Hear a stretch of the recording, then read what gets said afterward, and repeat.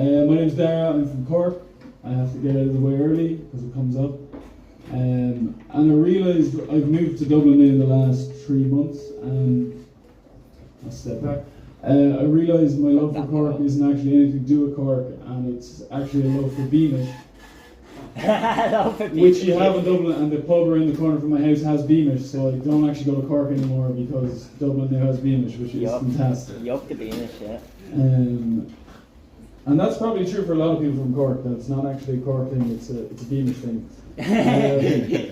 And to get us in the flow of that, because it's going to get sad later, this is kind of an ode to the pub. It's called The Smell of Pub. And it goes like this.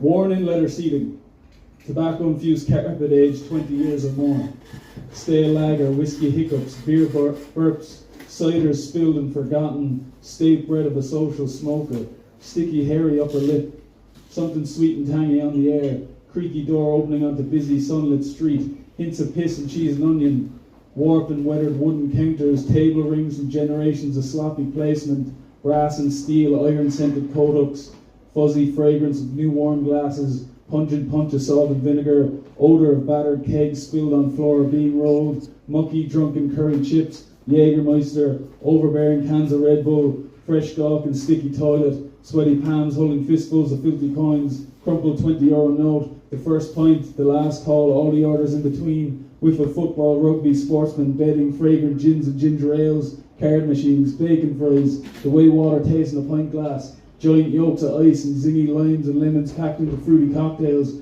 whispering and energetic embraces, the odour of brief and crisp fresh air, and then nothing, and then the warm musk of being back inside. Thank you very much. Yeah, very good. Yeah. So yeah, I do like the pub. It's good. It's good. Tis a spot. It's dangerously good. Anyway, we'll move on from pub to love of the pub to just love in general. This is called the scrapbook art.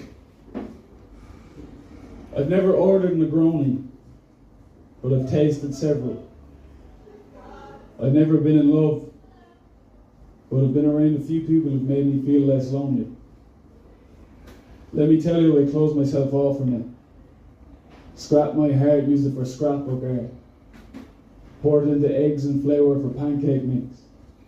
Locked it in the freezer. But it thaws out in the summer. So maybe you're the lengthening of days, the sun on my back. Because you made me feel less alone.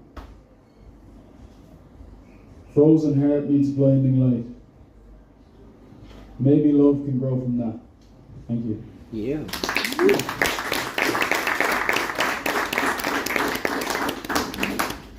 I didn't mean this, but now we're going to move on to the lack of love, which is, we're just kind of in thematic area for some reason. This is called It Isn't Love.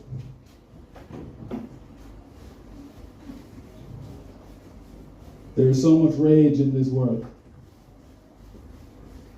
When you're a child 3 feet from the ground you came from, you do not have the perspective to see over the garden walls and know this. All you know is sweet-scented flowers and warm buzz. Until you grow tall enough to see over the walls and begin to feel that the overwhelming feeling on this planet isn't love. It isn't love.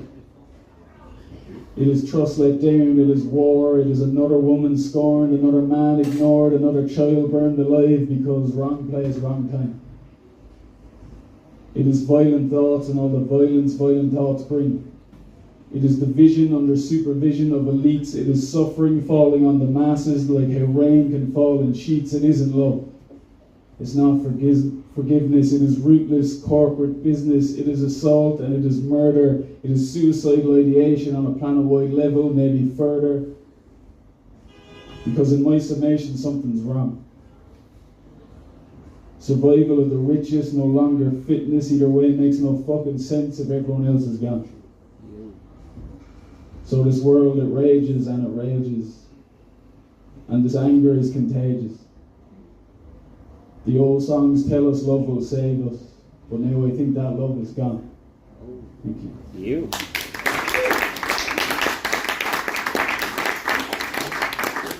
So I'm doing a few shows next week in Barcelona for the Fringe. So I'm just trying to get a sense check. So like, how are we feeling? Do we want something really fucking sad? Do we want something silly? Do we want something unusual? Any? Shit, I've already done this. No, You have to pick unusual.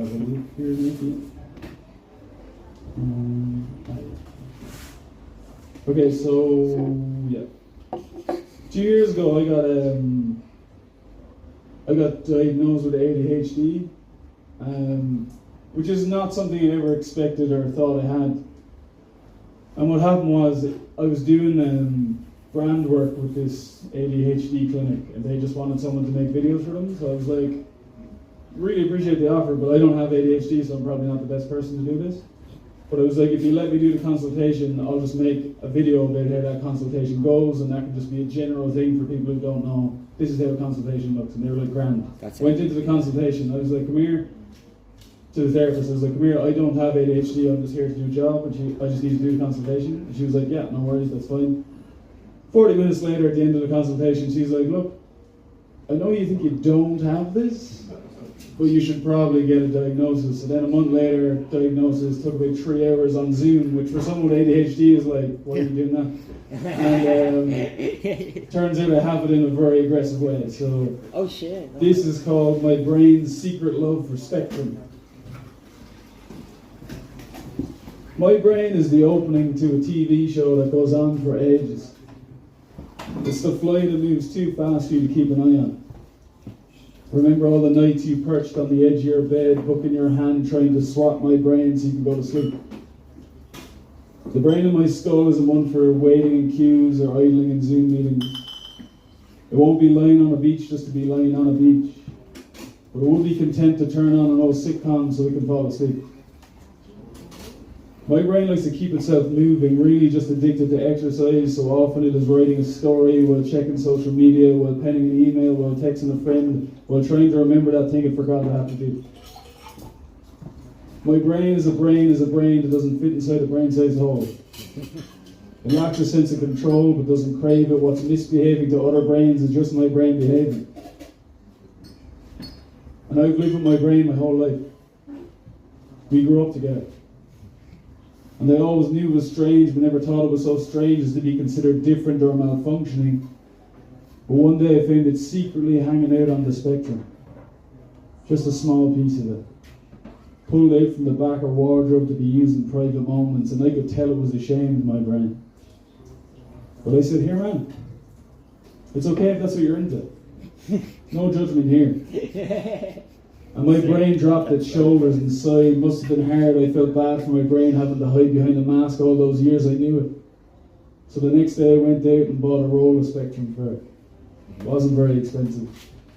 They had Spectrums in every colour, so I picked purple because I knew that's what my brain liked best. And we rolled it out inside the apartment. It covered every inch of the place. Clicked in the corners and found its way under the furniture and into the shower and even down the stairs that led to our home. And when we finished, our entire apartment was covered in perfect spectrum. And I was happy because my brain was happy. Now I could live on the spectrum every day in peace. Thank you. Lovely. It was a very weird experience because like I told people in my life, I was like, come here, I'm on the spectrum, I have ADHD, and they were like, yeah. That's right. Yeah, we knew. That's right. And I was like, why didn't you fucking tell me? Like, Yeah.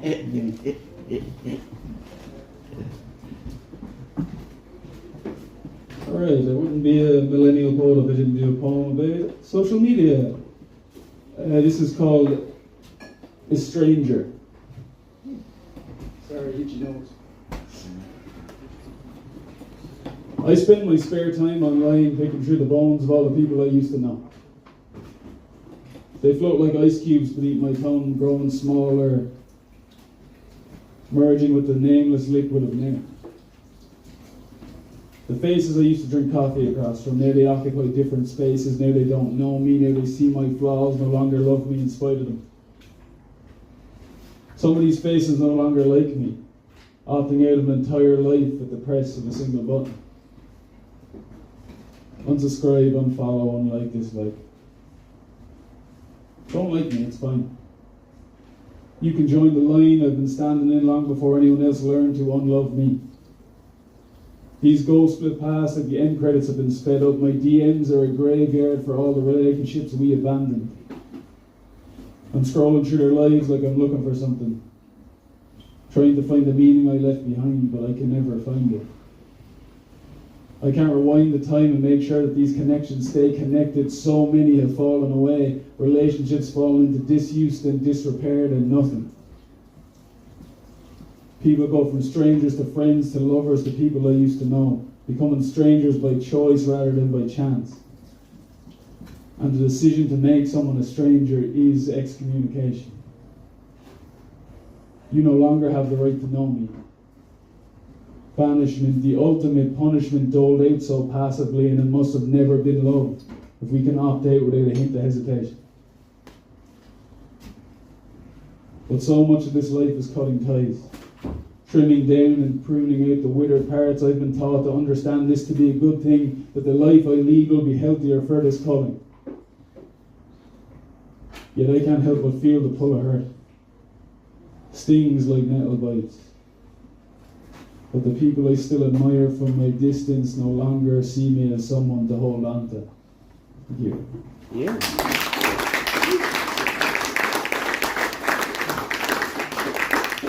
These identity labels, and I've always found it curious because I think it's a way to build how you see yourself, how you want other people to see you. So I wrote this poem called, it's just kind of an experimental poem on labels, and it's called Label Maker.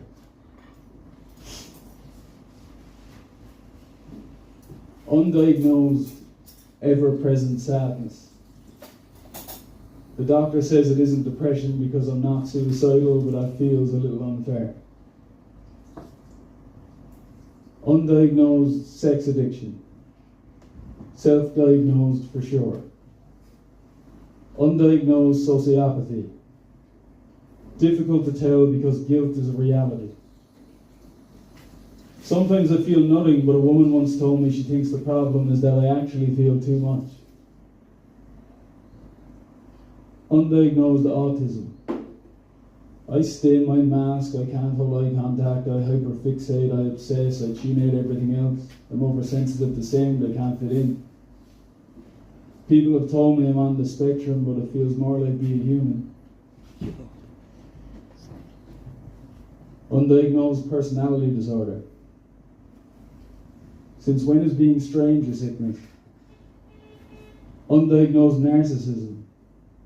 Only narcissists call other people narcissists. Undiagnosed apathy. I do care. People just don't seem to care enough to notice quiet caring. Undiagnosed egomaniac.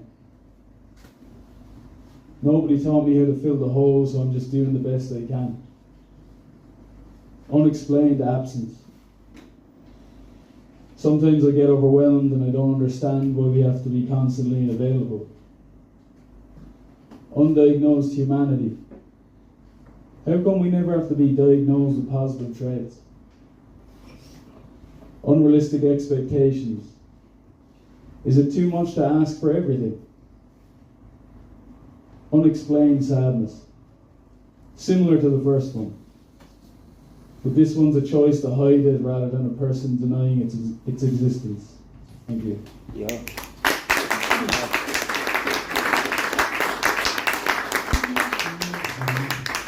It's really weird because I write kind of fucking devastating poems and then I'm just like, yeah, hey. It is, but it lightens it, doesn't it? It lightens the bird. Right, so I live in, okay, this one's actually, this one will be nice. I lived in Barcelona for 2 years, around 2 years, and one of the main questions I got asked while I lived there was like, what's the main thing about being Irish? Like, what's the focal thing? And obviously, loads of people are like, oh, drinking, blah, blah, blah, and that's like boring. So I did think about it, and I came back, and I realised the main thing about being Irish is that we're consistently average. And I don't, like, it sounds like a bad thing, but I actually think it's fucking brilliant. Being consistently average is epic. and this is consistently average. Handshake while people reach for handshakes. Insecurity rattles around the brain like 2 pennies in a glass jar. How did we even get this far? Not the best by any stretch, but consistently not terrible. Terrible paper name tags makes it more confusing for people to refer to me because the last 2 letters of my first name have taken a veil of silence. So I explain it again and again. Eyes look up at me like I should know something, but I'm like the world's worst detective because I haven't got a clue. What am I to do? I'm not the best at this, I just have an ability to be consistently enjoyable. Something you can tolerate. Swallow down without a fuss. Everyone likes vanilla ice cream, but it's sort of a red flag if it's your first choice. Still, I stand up, stand out, speak loud, but never shout. This is how you can use your voice to make people feel things. Use your words to connect. Probably the closest we have to the spells cast in the boglands when the harvests were needed to survive the harshest winters. Hands bloodied from splinters inflicted as our people pushed carts to market stalls, crooked-backed and desperate. Pale-skinned without the privilege now comes with this complexion. And their mother must have pitied us. She never sent us hurricanes, snow was rare and transient. We learned to complain about the rain, said as a gift for crops to grow so maybe we could survive. December rarely froze us, and July was cool enough for us to work the fields without the rapture of the sun causing our milky skins to blister.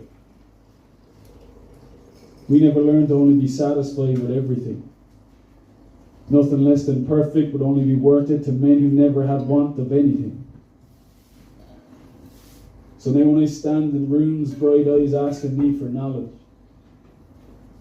I tell them the scripture written in my Celtic veins.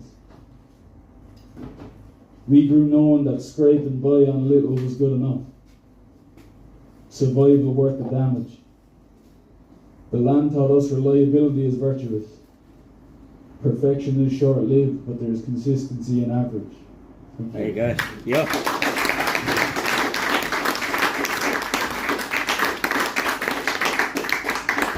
Right, I'm going to do a few more and I'm going to fuck off, because 40 minutes of poetry, like I wouldn't even sit through 40 minutes of poetry. That's crazy. So yeah, I do write a lot around mental health and masculinity. So these next 3 poems are kind of on that vein. So yeah, they look fine themselves. This first one's called Not All Men.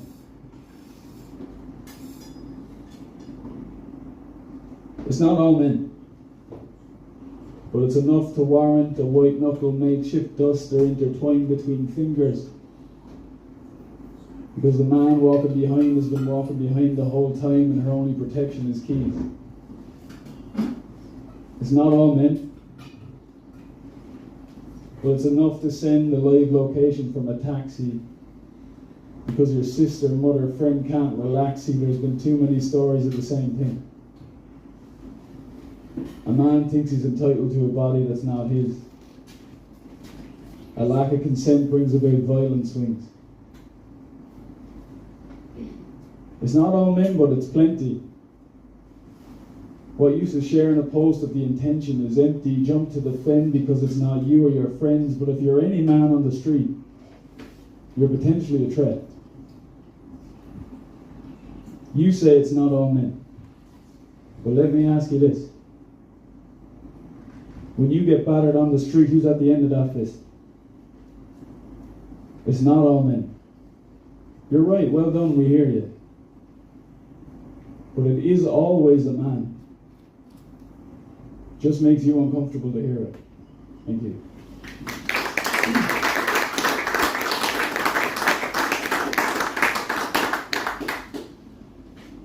This next one, so I'm working with a producer in London at the moment to do a spoken word album. So this next one was actually written for an instrumental, which I don't have with me. But it will be on the 6 o'clock show next week on Virgin Media, which is very exciting.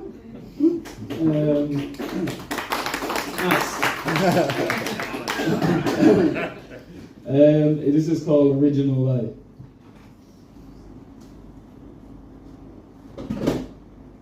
There's a time when I try to forget. Push it down. See, that's what we do around here. Knock it back like a pill and push on. The expectation was always clear. Not ever made explicit, rather the implication shaped their minds and our understanding of them. Big boys don't cry.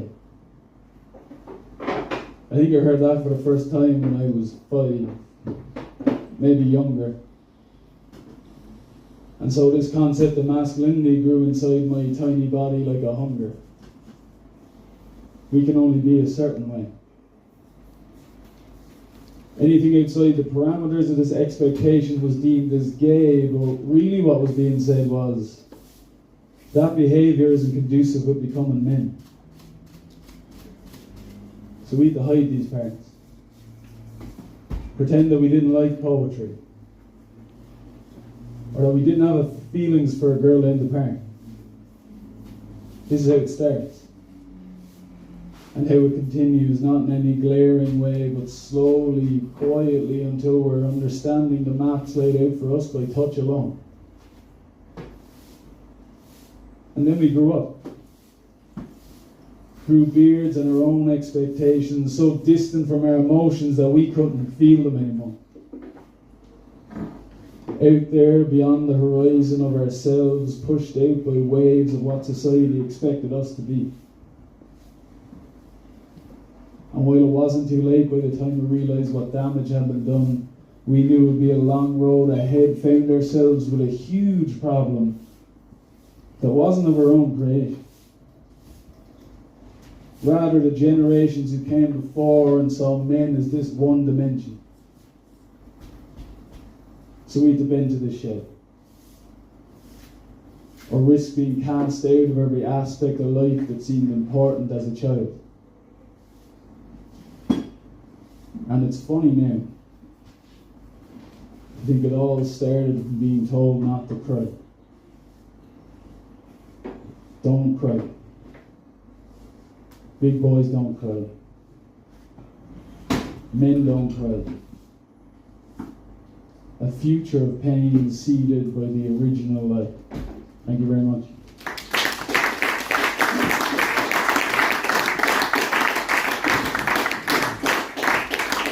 Alright, last poem. You've been absolutely fantastic, and thanks for being quiet, because when it's loud doing poetry, it's absolutely shit, so fair play. So this last poem, just for context, there's a poet named Lucas Jones, who I'm a massive fan of, and I now can call a friend, which is lovely.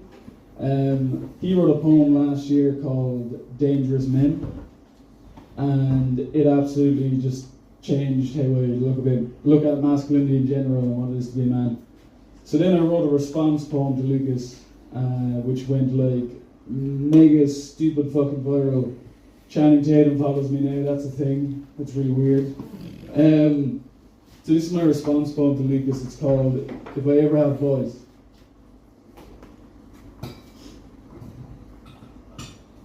If I ever have boys, they'll be dangerous men. They'll smile at dogs and children and be a tonic to friends. They'll send flowers to their mother just because, and they'll be a shoulder for many when the world is too much. My boys will know that vulnerability is strength. They won't bottle anger, they learn how to express. They won't let pride be the reason they hide wearing masks while they're hurting inside.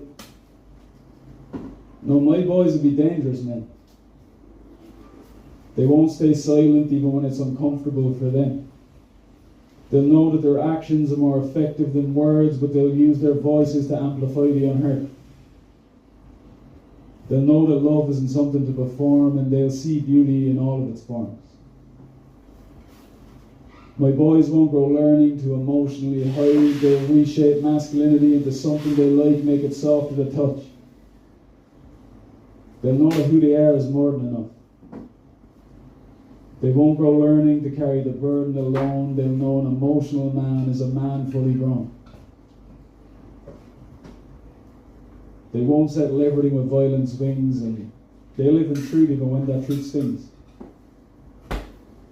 So yeah, if I ever have boys, they'll be dangerous men. But the danger they'll be won't be the one society meant. Thank you very much. It's been an absolute pleasure. Thank you.